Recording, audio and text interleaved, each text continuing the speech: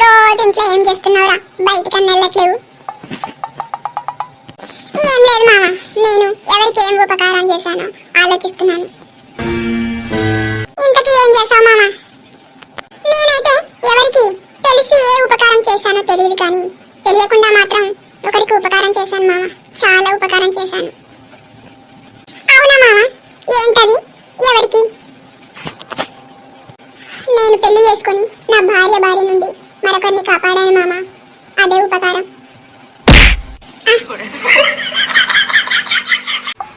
అరే ఏమైందిరా మామ అలా ఉన్నావు?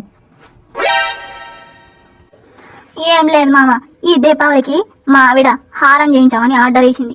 నాకు ఫుల్ బీపీ పెరిగిందిరా. కోపం వచ్చి తిట్టుడు తిట్టినా. ఎవరిని?